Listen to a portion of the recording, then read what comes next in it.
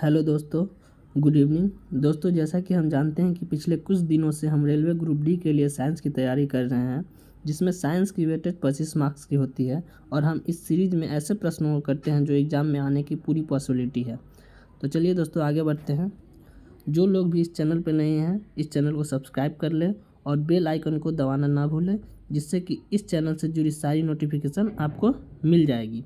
और ये video daily रात 8 बजे आती है, ठीक है। और एक बात, यदि आप लोग हमारे व्हाट्सएप ग्रुप से जुड़ना चाहते हैं तो आप लोग इस नंबर पे मैसेज कर सकते हैं, हम आपको ऐड कर देंगे। और हमारा एक इंस्टाग्राम पेज भी है, जिस पे पहले से ही देख सकते हैं कि 2,25,000 स्टूडेंट्स जुड़े हैं। और आप हमारे टेलीग्राम पेज से भी जुड़ सकते हैं इस लिंक के सहायता से। तो दोस्तों, चलिए आज का वीडियो शुरू करते हैं और पहला प्रश्न देखते हैं कि क्या है। यांत्रिक ऊर्जा माइनस गतिज ऊर्जा बराबर क्या होती है। तो देखिए दोस्तों, यांत्रिक ऊर्जा मतलब पोटेंशियल एनर्जी, मैं इंग्लिश में लिखता हूँ। पोटेंशियल एनर्जी जो होता है वो गतिज ऊर्जा को काइनेटिक एनर्जी बोलते हैं, प्लस स्थितिज ऊर्जा मतलब यांत्रिक ऊर्जा को पोटेंशियल नहीं बोलते हैं, यांत्रिक ऊर्जा को यांत्रिक ऊर्जा को मैकेनिकल एनर्जी बोलते हैं, ठीक है। मैकेनिकल एनर्जी बराबर होती है kinetic energy plus potential energy, ठीक है। तो हमसे पूछ रहा है कि यांत्रिक ऊर्जा और गतिज ऊर्जा को माइनस, यांत्रिक ऊर्जा में से गतिज ऊर्जा माइनस करना। तो हम देखिए, मैकेनिकल एनर्जी में से काइनेटिक एनर्जी माइनस करेंगे, बराबर के चिन्ह के इधर वाले को, राइट साइड वाले को लेफ्ट साइड में लाने के लिए चिन्ह बदल जाता है, तो माइनस हो गया और इधर हो गया पोटेंशियल एनर्जी। तो हमसे यही ना पूछ रहा है कि mechanical energy minus kinetic energy बराबर क्या होता है, तो पोटेंशियल एनर्जी होता है, मतलब स्थितिज ऊर्जा होता है। तो हमारा ये ऑप्शन सही हो जाएगा, ठीक है। चलिए दोस्तों, नेक्स्ट क्वेश्चन देखते हैं। किसी वस्तु का जड़त्व मापने की इकाई निम्नलिखित में से क्या है। अब किसी वस्तु का जड़त्व मापने के लिए पहले जड़त्व समझते हैं कि जड़त्व क्या होता है। तो देखिए, न्यूटन का गति का नियम पढ़े होंगे। तो न्यूटन का फर्स्ट लॉ ऑफ मोशन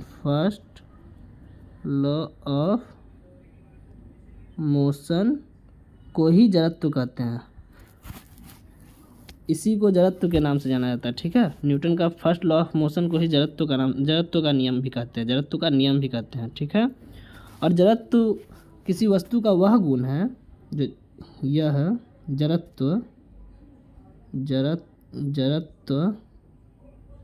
किसी वस्तु का वह गुण है जिसके कारण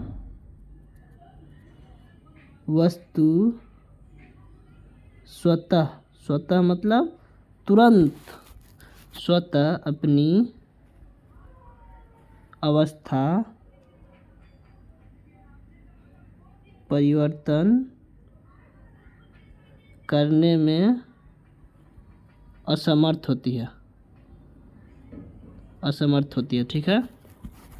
तो जड़त्व किसी वस्तु का वह गुण है जिसके कारण वस्तु स्वतः तुरंत अपनी अवस्था परिवर्तन करने में असमर्थ होती है। तुरंत अपनी अवस्था परिवर्तन जड़त्व के कारण नहीं कर सकती है, सीधा मतलब में यही हुआ, ठीक है। और देखिए कि जड़त्व और द्रव्यमान में क्या संबंध है, पहले दिखाते हैं। जड़त्व और द्रव्यमान, अगर जड़त्व बढ़ेगी तो द्रव्यमान देखिए, अगर द्रव्यमान बढ़ेगी तो हमें जड़त्व मतलब प्रयास भी ज़्यादा लगाना पड़ेगा, और जड़त्व घटेगी तो हमको प्रयास कम करना पड़ेगा। इसे हम एक एग्जांपल से समझ सकते हैं। जैसे देखिए, एक साइकिल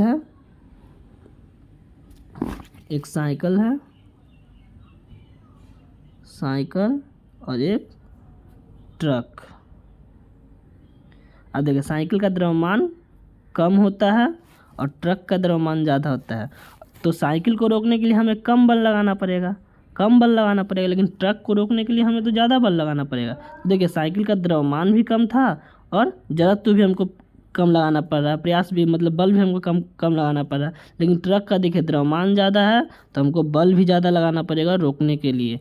तो सीधा बात है कि जड़त्व किस पर निर्भर कर रहा है, द्रव्यमान पर। द्रव्यमान ज़्यादा तो जड़त्व ज़्यादा, और द्रव्यमान कम तो जड़त्व भी कम। तो द्रव्यमान को मापने की इकाई जड़त्व को मापने की इकाई द्रव्यमान। ठीक है, चलिए नेक्स्ट क्वेश्चन पे चलते हैं। दोस्तों जिस क्वेश्चन में आपको प्रॉब्लम हो कमेंट में बता दीजिएगा, मैं उसे कोशिश करूंगा कि आप लोगों की प्रॉब्लम को दूर कर सकूं। निम्नलिखित में से किसके मध्य जड़त्व का मान अधिकतम होगा। तो अभी बताया है कि जड़त्व किस पर निर्भर करता है, द्रव्यमान पे। तो जिसमें द्रव्यमान ज़्यादा होगा उसमें जड़त्व अधिकतम होगा। तो ऑप्शन पढ़ते हैं। एक ही आकार के रबर बॉल और पत्थर। तो रबर बॉल भी जानते होंगे आप लोग, पत्थर भी जानते हैं, इसका द्रव्यमान भी आप अनुमान लगा सकते हैं कि रबर बॉल का कितना होगा, पत्थर का कितना होगा। तो चलिए दूसरा ऑप्शन पढ़ते हैं, स्कूटर और बस। तो देखिए ए और बी ऑप्शन पढ़ने के बाद साफ साफ पता चल रहा है कि रबर बॉल और पत्थर से ज़्यादा भारी तो होगा ही स्कूटर और बस। तो यहाँ से ए ऑप्शन कैंसिल हो गया, ये ऑप्शन तो होगा नहीं, क्योंकि जड़त्व का मान अधिकतम पूछा तो अधिकतम उसी में होगा जिसका द्रव्यमान ज़्यादा होगा। तो ए बी पढ़ने के बाद हम ए को तो साइड कर दिए। अब सी पढ़ते हैं, 10 रुपये का सिक्का और 5 रुपये का सिक्का। तो अब बी और सी पढ़ने के बाद 10 रुपये का सिक्का और 5 रुपये का सिक्का से भारी तो जरूर ही होगा कि स्कूटर और बस होगा। तो यहाँ से सी भी ऑप्शन कैंसिल हो गया। अब डी ऑप्शन पढ़ते हैं, रेलगाड़ी और हवाई जहाज़। अब रेलगाड़ी और हवाई जहाज़ और स्कूटर बस, बी और डी में देखिए स्कूटर और बस से तो भारी ही होता है रेलगाड़ी और हवाई जहाज़। तो बी ऑप्शन भी कैंसिल है, क्योंकि हमसे जड़त्व का मान अधिकतम पूछा था, अधिकतम वही होगा जहाँ द्रव्यमान ज़्यादा होगा। तो यहाँ पे डी ऑप्शन हमारा सही हो जाएगा। चलिए नेक्स्ट क्वेश्चन देखते हैं। गति के तीसरा नियम और डैश और वेग के बीच में संबंध प्रदान करता है। तो देखिए गति का 3 नियम होता है, हम तीनों नियम को साथ में लिख देते हैं और तीनों नियम किसके किसके मध्य संबंध बताता है वो भी स्पष्ट हो जाएगा। हम एक तरीका बता देंगे कैसे देखा जाता है, वो आप देख लीजिएगा, समझ जाइएगा अच्छे से। हम तीनों नियम को एक साथ ही लिख दे रहे हैं। तो देखिए, और तीनों नियम का सीरियल वाइज ऐसे ही होता है, जैसे मैं लिखूंगा वैसे ही होता है। ये नहीं कि इसको ऊपर नीचे कर दीजिएगा, मैं जैसे लिख रहा हूँ ऊपर तो ऊपर, एक नंबर तो एक नंबर, वही होता है। अगर पूछा कि गति का पहला नियम कौन है, तो जो मैं लिख रहा हूँ वही होगा। तो देखिए पहला नियम होता है v बराबर u प्लस ए टी, ये होता है पहला नियम। दूसरा होता है s बराबर U T plus half A T square, ये होता है दूसरा नियम। तीसरा नियम होता है v स्क्वायर बराबर यू स्क्वायर प्लस 2as, ये होता है तीसरा नियम। तो देखिए हम कैसे पता करेंगे कि पहला नियम किसके किसके बीच संबंध बताता है, दूसरा नियम किसके किसके बीच संबंध बताता है, तीसरा नियम किसके किसके बीच संबंध बताता है। तो दोस्तों इसका एक ट्रिक होता है कि आप अपने मन से यू को मतलब काट दीजिए, सीधा यू एंड ए को काट दीजिए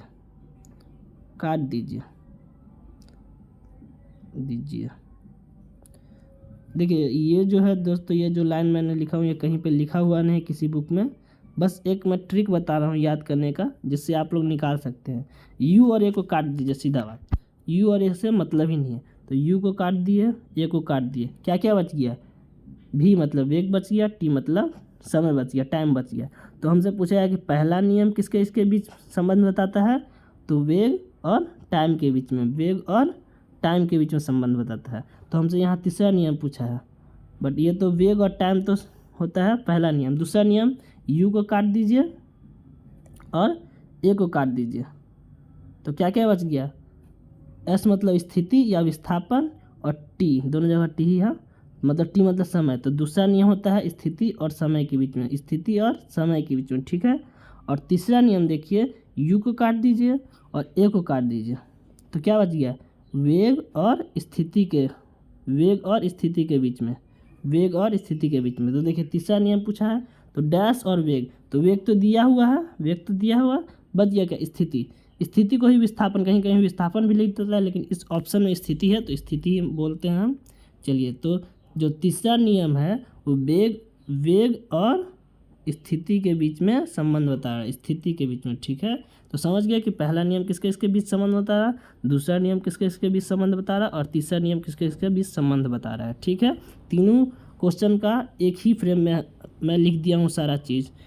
इस फ्रेम से आपको 3, 4, 6 क्वेश्चन बन सकते हैं। आपसे पूछ लिया कि पहला गति का नियम क्या है, तो ये है, दूसरा क्या है, ये है, तीसरा क्या है, ये है। ये सीरियल वाइज है, ये नहीं कि ऊपर नीचे लिखे है, जैसे मैं लिखा हूँ वैसे ही वो सीरियल वाइज लिखा हूँ मैं, पहला, दूसरा, तीसरा। ठीक है, चलिए नेक्स्ट क्वेश्चन देखते हैं। अब देखिए गति का पहला नियम किसके बीच संबंध, अभी ही मैंने बताया कि पहला नियम क्या होता है, v बराबर u प्लस ए टी। अब मैंने क्या बोला, u को और a को काट देना है, u को और a को काट देना है। याद रखिए u और a को सिर्फ काटना है, ये नहीं कि v s ये सब को काटने लगिए, u और a को काटना है। बचा क्या, वेग और टाइम, वेग और समय, वेग और समय। देखिए ऑप्शन में वेग और समय है,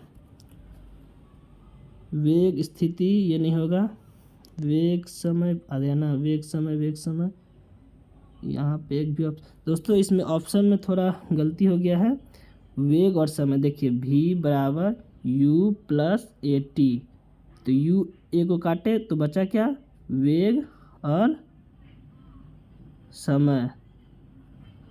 यहाँ पे सारा ऑप्शन गलत है, वेग समय किसी में है ही नहीं।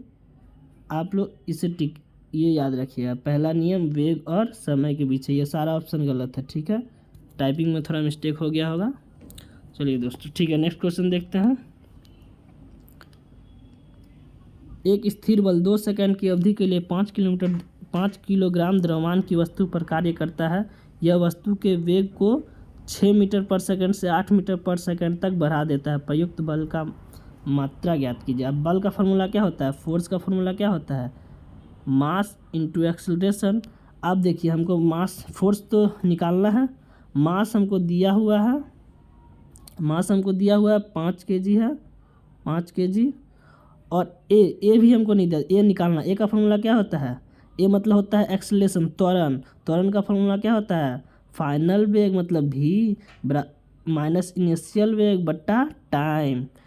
तो हम ए के जगह पे v माइनस यू बट्टा टी लिख देंगे।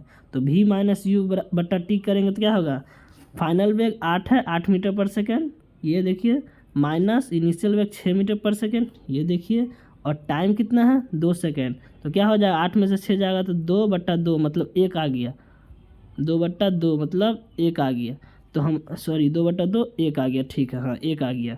तो हमारा एक्स ए का मान निकल गया 1। हम इसको एक जगह ए का मान डायरेक्ट 1 लिख दे रहे हैं, जगह नहीं है जिसके कारण ए का मान 1, ए का मान 1 आ गया। अब यहाँ रखते हैं एफ बराबर एम कितना है 5 किलोग्राम और ए कितना है 1। तो एफ बराबर क्या हो गया 5, और फोर्स का जो इकाई होता है वो न्यूटन होता है। तो देखिए 5 न्यूटन है, हाँ चलिए 5 न्यूटन है, ये देख आ गया आंसर 5 न्यूटन। बस इसमें एक्सेलरेशन का मान हमको निकालना था और फार्मूला इसमें पुट कर देना था। एक्सेलरेशन होता है फाइनल वेग माइनस इनिशियल वेग बटा टाइम। ठीक है, चलिए नेक्स्ट क्वेश्चन देखते हैं।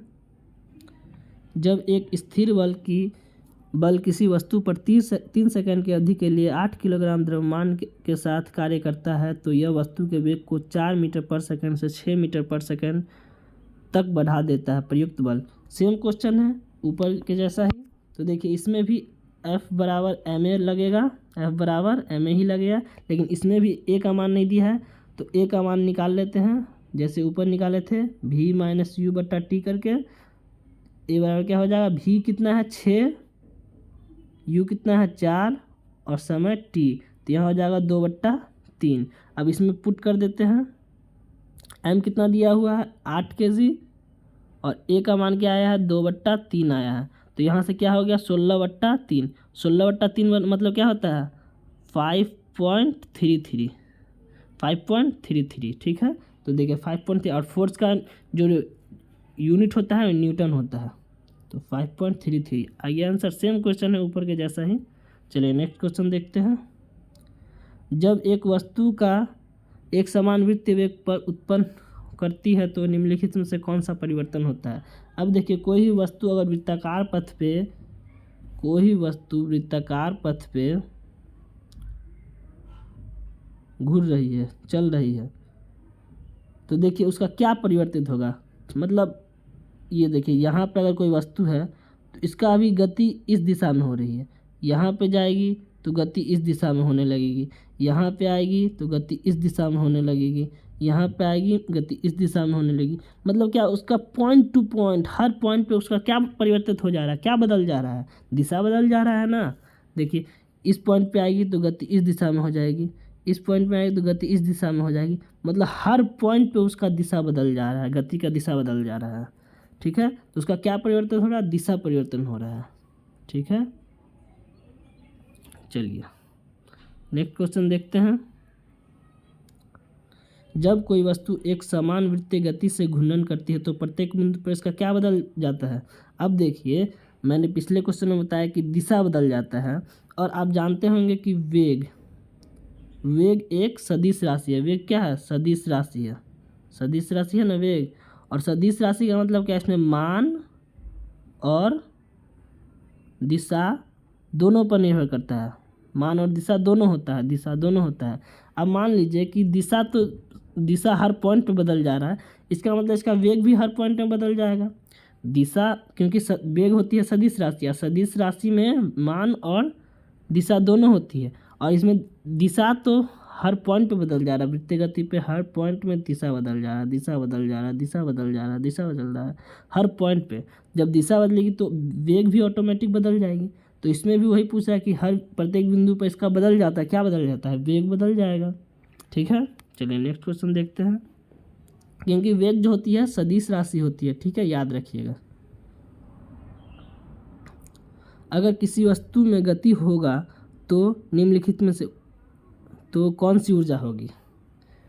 अगर किसी वस्तु में गति होगा तो गतिज ऊर्जा होगा, लेकिन ऑप्शन में देखिए यहाँ गतिज ऊर्जा दिया ही नहीं है, क्योंकि गतिज ऊर्जा का फॉर्मूला क्या होता है, काइनेटिक एनर्जी का फॉर्मूला क्या होता है, हाफ mv²। ठीक है, जब वेग रहेगा तो उसमें गतिज ऊर्जा होगा, लेकिन ऑप्शन में गतिज ऊर्जा दिया ही हुआ है। अब क्या करेंगे, तो हमने पहला ही क्वेश्चन में बताया था कि मैकेनिकल एनर्जी बराबर क्या होती है, kinetic energy plus potential energy.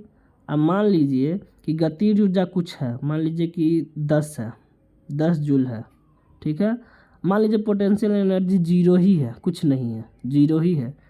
तो कुल मिला के हमारे पास मैकेनिकल एनर्जी तो है ना 10 जूल, पोटेंशियल एनर्जी नहीं है, लेकिन हम दोनों को मिला के देखें तो मैकेनिकल एनर्जी हम तो है ना हमारे पास 10 जूल। अगर मैकेनिकल एनर्जी भी होती है ऑप्शन में और गतिज ऊर्जा भी होती है ऑप्शन में तो हम गतिज ऊर्जा टिक करते हैं, लेकिन इस ऑप्शन में देखिए गतिज ऊर्जा कहीं है ही नहीं। तो देखिए पहला ही फार्मूला, पहला ही क्वेश्चन में बताए थे कि मैकेनिकल एनर्जी बराबर kinetic energy plus potential energy. तो मान लीजिए कि काइनेटिक एनर्जी 10 जूल है, हम मान लिए हैं, और पोटेंशियल एनर्जी कुछ भी नहीं है, 0 है। तो कुल मिलाकर मैकेनिकल एनर्जी 10 जूल तो है ना, तो बस यहीं पे हो जाएगा यांत्रिक ऊर्जा मैकेनिकल एनर्जी। ठीक है, चलिए नेक्स्ट क्वेश्चन देखते हैं। यदि कोई पिंड रूपांतरित गति में एक वक्र पथ पर गति करता है तो इस गति को क्या करेंगे। अब देखिए सीधा बोल दिया वक्र पथ पर गति कर रहा है तो इसको क्या बोलेंगे, वक्र पथ पे गति कर रहा है तो उसको क्या, सरल रेखा तो बोलेंगे, सरल रेखा ऐसे होता है, आवर्ती गति, सरल आवर्ती गति, वक्र रेखीय। तो देखिए वक्र पथ पे गति करेगा तो उसको वक्र रेखीय गति बोलेंगे, सिंपल क्वेश्चन है। चलिए नेक्स्ट क्वेश्चन देखते हैं। वह अवधारणा की एक तत्व के सभी परमाणु समान होते हैं को डैश की खोज से गलत किया गया। अब देखिए दोस्तों, जैसे इसमें क्वेश्चन में बोला जा रहा है कि एक ही तत्व का सभी परमाणु समान होता है। अब देखिए जैसे हम हाइड्रोजन का ही समस्थानिक लिखते हैं, हाइड्रोजन का समस्थानिक 3 होता है, 1H1 1H2 1H3। ठीक है, अब देखिए इसका परमाणु और इसका परमाणु समान होगा नहीं ना, इसका परमाणु सब तीनों का परमाणु समान होगा नहीं होगा। और इसको हम लोग बोलते हैं हाइड्रोजन का समस्थानिक। हाइड्रोजन का कितना समस्थानिक होता है, 3 समस्थानिक होता है। कौन कौन सा होता है, 1H1 1H2 1H3, इसको बोलते हैं प्रोटियम, क्या बोलते हैं, प्रोटियम, पहला को प्रोटियम, दूसरा को ड्यूटेरियम, और तीसरा क्या बोलते हैं, ट्राइटेरियम, ठीक है। तो ये इसका परमाणु समान तो नहीं होगा, ये समान तो नहीं होगा, तो समस्थानिक से पता चलता है ना, समस्थानिक की वजह से ही सिद्ध हो गया। वो बोला था कि परमाणु समान होता है, लेकिन जब समस्थानिक का हुआ खोज तब ये गलत सिद्ध हो गया। तो समस्थानिक का खोज हुआ तो गलत सिद्ध हो गया, ठीक है। चलिए नेक्स्ट क्वेश्चन देखते हैं। जब आप एक परमाणु के न्यूट्रॉन की संख्या को बदल देते हैं तो इसका मतलब बदल जाता है, इसका क्या बदल जाता है। तो देखिए, अब न्यूट्रॉन की संख्या बदलना है, तो न्यूट्रॉन की संख्या पहले क्या होती है, पहले देखिए कोई 1h1 1h2, सेम एग्जाम्पल लेते हैं 1h3। अब न्यूट्रॉन की संख्या का फॉर्मूला क्या होता है, जो नीचे होता है परमाणु संख्या, ऊपर होता है परमाणु द्रव्यमान। अब परमाणु द्रव्यमान में से जब परमाणु संख्या को घटाते हैं, इसमें से परमाणु द्रव्यमान, ऊपर वाला होता है परमाणु द्रव्यमान में से परमाणु संख्या को घटाते हैं तो न्यूट्रॉन की संख्या आती है। तो पहला वाला में न्यूट्रॉन की संख्या कितना हो जाएगा, परमाणु द्रव्यमान में से परमाणु संख्या को घटाइए, 0 हो जाएगा इसमें न्यूट्रॉन। इसमें देखिए परमाणु द्रव्यमान में से परमाणु संख्या घटाइए, इसमें 1 हो जाएगा। इसमें परमाणु द्रव्यमान में से परमाणु संख्या घटाइए, इसमें 2 हो जाएगा न्यूट्रॉन। ये न्यूट्रॉन की संख्या है ना, न्यूट्रॉन की संख्या। न्यूट्रॉन एनसीडी नोट नहीं करेंगे, सॉरी। पहला वाला में 0 आया था, दूसरा वाला में 1, तीसरा वाला में 2। ये न्यूट्रॉन की संख्या है, तो न्यूट्रॉन का संख्या बदल दिए तो इसका क्या बदल जाता है, समस्थानिक बदल जाता है ना, 1h1 1h2 1h3 है ना। तो इसका समस्थानिक बदल गया, तो इसमें बदल जाता है।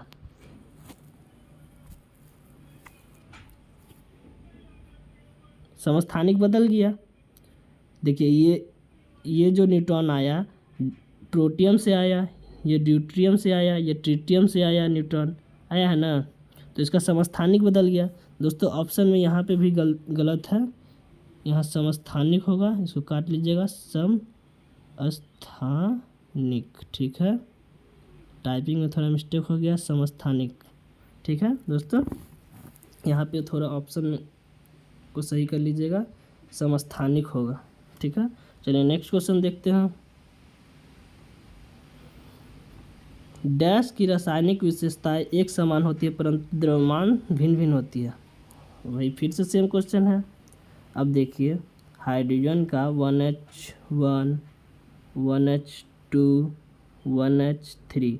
अब यहाँ क्या बोल रहा है, रासायनिक विशेषता एक समान लेकिन परमाणु द्रव्यमान भिन्न। देखिए इसका परमाणु द्रव्यमान 1 है, परमाणु द्रव्यमान 2 है, इसका 3 है। परमाणु द्रव्यमान तो भिन्न भिन्न है, लेकिन इसका जो विशेषता होगा सबका तो समान ही होगा ना। इसका विशेषता, इसका विशेषता, इसका, ये तीनों तो हाइड्रोजन है, विशेषता तो समान है, विशेषता तो समान है ना। तो डैश समस्थानिक की रासायनिक विशेषता एक समान होती है। जो समस्थानिक है 3 ठो, प्रोटियम ड्यूट्रियम ट्रिटियम, इसका तो रासायनिक विशेषता समान है लेकिन परमाणु द्रव्यमान तो भिन्न है ना। इसका 1 है, इसका 2 है, इसका 3 है, तो समस्थानिक आंसर हो जाएगा, ठीक है। चलिए दोस्तों नेक्स्ट क्वेश्चन देखते हैं। दोस्तों जिस क्वेश्चन को समझने में प्रॉब्लम हो वो कमेंट में लिख दीजिएगा, हम उसको उस प्रॉब्लम को सॉल्व करने की कोशिश करेंगे, ठीक है। चलिए दोस्तों यहाँ पे क्या पूछ रहा है, 3 विलयनों x, y और z के pH मान क्रमशः 2, 11 और 7 है। उन्हें हाइड्रोजन आयन सांद्रता के अवरोही मतलब घटते क्रम में, अवरोही मतलब घटते क्रम में व्यवस्थित कीजिए। तो देखिए दोस्तों पहले एक चीज़ बता देते हैं, पहले pH स्केल हम समझा दे रहे हैं। जैसे ये pH स्केल है, बीच में होता है 7 और इधर जाएंगे, इधर 14 हो जाएगा, इधर 0 हो जाएगा। इधर जाएंगे तो हमारा क्षारीयता बढ़ेगा, इधर जाएंगे तो क्षारीयता बढ़ेगा, इधर आएंगे तो अम्लीयता बढ़ेगा, इधर आएंगे तो अम्लीयता बढ़ेगा, ठीक है। इधर जाएंगे तो अम्लीयता बढ़ेगा और इधर जाएंगे तो क्षारीयता बढ़ेगी, ठीक है। अब देखिए अम्ल क्षार मतलब जितना इधर जाएंगे उतना मेरा क्षारीयता बढ़ते जाएगा और जितना इधर जाएंगे उतना अम्लीयता बढ़ते जाएगा, ठीक है। और एक चीज़ देखिए, अम्ल और क्षार,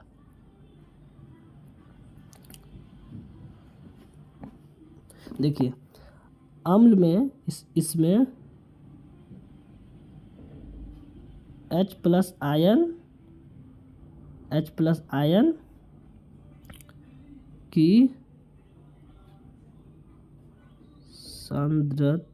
सांद्रता में वृद्धि, अम्ल में क्या होता है, H प्लस आयन की सांद्रता में वृद्धि, ठीक है।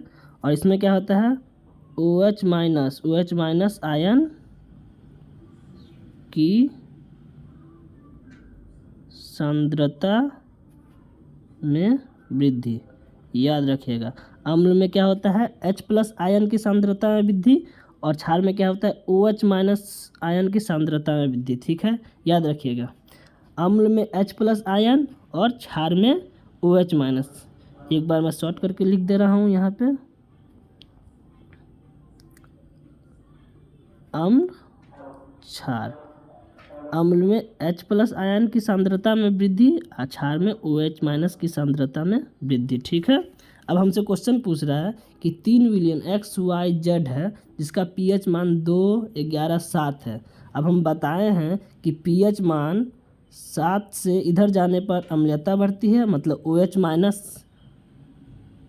माइनस की सांद्रता में वृद्धि होती है, 7 के इधर जाने से क्षारीयता बढ़ती है तो क्षार, और 7 के इधर आने से अम्लता में वृद्धि होती है, मतलब H प्लस आयन में वृद्धि होती है, ठीक है। तो देखिए X का pH मान है कितना, 2, Y का है 11 और Z का है 7। तो सबसे ज़्यादा इसमें अम्लीय कौन होगा, हमसे पूछा है हाइड्रोजन आयन, तो हाइड्रोजन आयन के लिए क्या देखना होगा, जो सबसे ज़्यादा अम्लीय होगा, जो सबसे ज़्यादा अम्ल, क्योंकि अम्ल में ही हाइड्रोजन आयन होता है, क्षार में तो OH माइनस होता है, तो जिसमें जो सबसे ज़्यादा अम्लीय होगा उसमें हाइड्रोजन आयन की संख्या सांद्रता ज़्यादा होगा। तो सबसे ज़्यादा अम्ल कौन होता है, जो 7 से लेफ्ट में जो जाते हैं उसमें होता है अम्लता ज़्यादा। तो देखिए 7 से कम, लेफ्ट मतलब 2, तो सबसे कम 2 है। तो अब क्या पूछे, अवरोही मतलब घटते क्रम, मतलब सबसे पहले बड़ा लिखेंगे, सबसे ज़्यादा X में होता है, फिर Z हो जाएगा, और फिर Y हो जाएगा, सबसे कम इसमें होगा H प्लस आयन की संख्या, तो XZY देखिए बी ऑप्शन में है ना, XZY, तो बी आंसर सही हो जाएगा। ये याद रखिएगा कि अम्ल में H प्लस आयन की सांद्रता ज़्यादा होती है और क्षार में OH माइनस आयन की सांद्रता ज़्यादा होता है, ठीक है। चलिए नेक्स्ट क्वेश्चन देखते हैं। जब pH मान 7 से 14 की ओर बढ़ते हैं, इससे पहले वाले ही क्वेश्चन में बताया हूँ कि अगर 7 से 14 की ओर, यहाँ 7 होती है, यहाँ 14 होती है, यहाँ 0, 7 से 14 की ओर बढ़ते हैं तो क्या होता है, क्षार होता है, और क्षार का क्या होता है, OH माइनस आयन की सांद्रता में वृद्धि होती है ना। H प्लस आयन की सांद्रता में वृद्धि कब होती, जब 7 से हम 0 की तरफ जाते, जब अम्ल होता है, लेकिन हमको बोला 7 से 14 की तरफ जा रहे हैं, 7 से 14 की तरफ जा रहे हैं तो क्षार होगा, और क्षार का क्या होता है, OH माइनस आयन की सांद्रता में वृद्धि होता है। लिखवाए थे ना इससे पहले नोट्स, हाँ, तो ये हो जाएगा आंसर, ठीक है। चलिए नेक्स्ट क्वेश्चन देखते हैं।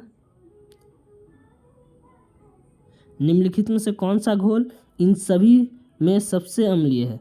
अब फिर बताए हैं कि ये है pH स्केल 7, 14, 0। सबसे ज़्यादा अम्लीय कब होता है, जब इधर जितना 7 से लेफ्ट में आएंगे, जितना 7 से लेफ्ट में उतना अम्लीय होगा।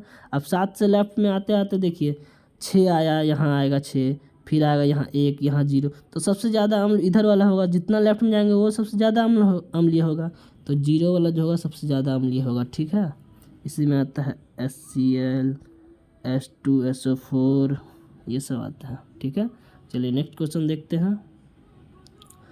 मगरमच्छ के बच्चे को क्या कहा जाता है, तो याद रखिए मगरमच्छ के बच्चे को हैचलिंग कहते हैं। क्या कहते हैं, हैचलिंग, ठीक है। चलिए नेक्स्ट क्वेश्चन देखते हैं। निम्नलिखित में से कौन सी एक अक्षीय हड्डी होती है, अक्षीय हड्डी नहीं है, अक्षीय हड्डी नहीं है। तो देखिए अक्षीय हड्डी किसको बोलते हैं, तो शरीर का जो अक्ष मतलब क्या, बीचों बीच, अक्ष मतलब बीचों बीच। मान लीजिए ये मेरा सर है, खोपड़ी है, ये हो गया मेरुरज्जु, ये हो गया पसली जो 12 जोड़ी होती है। मैं 12 जोड़ी तो नहीं, ऐसे ही नॉर्मली बना दिया हूँ, कितना है पता नहीं, मैं भी नहीं गिन पाया। यहाँ तक जो होती है ये सब, बस इतना ही तक, ये सब जो होती है अक्षीय हड्डी का भाग है, ये सब अक्षीय हड्डी। और इसके बाद जो होता है जैसे पैर हुआ, एक मिनट फिर आ गया, एक मिनट, जैसे ये हाथ का हड्डी हो जाएगा, पैर का हड्डी हो जाएगा, ये सब अक्षीय हड्डी का भाग नहीं है, ठीक है। तो देखिए अक्षीय हड्डी का भाग, अक्षीय हड्डी नहीं है। तो देखिए कपाल, कपाल मतलब ये जो स्कल बताए, खोपड़ी बताए, ये कपाल हो गया। मेरुरज्जु जो बीच का जो हड्डी बताए थे पीछे से, वो हो गया मेरुरज्जु। एक स्टर्नम होता है आगे से भी, ठीक ना, वो मैं ड्राइंग में 3D तो नहीं है, यहाँ पे एक स्टर्नम होती है, ठीक है। तो मेरुरज्जु भी हो गया अक्षीय हड्डी का। और पसली, देखिए पसली होता है ये रिब्स, जो हम बनाए हैं 12 जोड़ी, ये होता है पसली। तो ये रिब्स भी हो गया अक्षीय का। तो पूछा कि अक्षीय हड्डी नहीं है, देखिए कंधा, अब कंधा तो अक्षीय हड्डी नहीं ना है, यहाँ पे जो होता है, ठीक है, ये कंधा का हड्डी अक्षीय हड्डी के सूची में नहीं आती है, ठीक है। चलिए नेक्स्ट क्वेश्चन। अक्षीय हड्डी सिर्फ कपाल हो गया, मेरुरज्जु हो गया, आगे से स्टर्नम हो गया, और ये रिब्स हो गया, ठीक है। ये सब जो होता है अक्षीय हड्डी में आता है, ठीक है। चलिए नेक्स्ट क्वेश्चन देखते हैं। मानव रक्त प्लेटलेट्स डैश छोड़ते हैं जो रक्त को थक्के बनाने में मदद करता है। अब रक्त को थक्का बनाने में कौन मदद करता है? मानव का रक्त से ही कुछ निकलता है, रक्त में ही कुछ होता है जो रक्त को थक्का बनाने में मदद करता है। तो याद रखिए प्रोथ्रोम्बिन बोल के एक एंजाइम होता है, जो प्रोथ्रोम्बिन, ठीक है। कई लोग फाइब्रिन भी मार देते हैं, लेकिन ये सेकंड ऑप्शन होगा, ये सेकंड। मान लीजिए कि ये ऑप्शन में नहीं दिया है, ये फर्स्ट ऑप्शन है। अगर ये ऑप्शन नहीं दिया प्रोथ्रोम्बिन, तब आप फाइब्रिन के साथ सेकंड ऑप्शन टिक करके निकल लीजिएगा, ठीक है। नहीं तो अगर दोनों ऑप्शन दिया है तब आपका यही आंसर सही होगा, प्रोथ्रोम्बिन, ठीक है। चलिए नेक्स्ट क्वेश्चन देखते हैं। सॉरी दोस्तों, यहीं तक क्वेश्चन था, ये लास्ट क्वेश्चन था। और हाँ, मैंने कल एक क्वेश्चन दिया था जिसे बोला था मैंने कमेंट में जवाब देने, तो ये था कि डाल्टन ने इस सिंबल को क्या नाम दिया था। तो डाल्टन ने इस सिंबल को नाम दिया था हाइड्रोजन। क्या नाम दिया था? हाइड्रोजन, ठीक है, जिसे एस से डिनोट करते हैं, हाइड्रोजन है, ठीक है। चलिए दोस्तों पूरा वीडियो देखने के लिए धन्यवाद। और दोस्तों अगर आपको ये वीडियो पसंद आई हो तो लाइक कमेंट शेयर ज़रूर करें, और आप इस चैनल पर नए हैं तो चैनल को सब्सक्राइब कर लें और बेल आइकन को बजाना ना भूलें, जिससे आपको इस चैनल से जुड़ी सारी नोटिफिकेशन मिल जाएगी। तब तक के लिए धन्यवाद दोस्तों, बाय बाय, मिलते हैं अगले वीडियो में।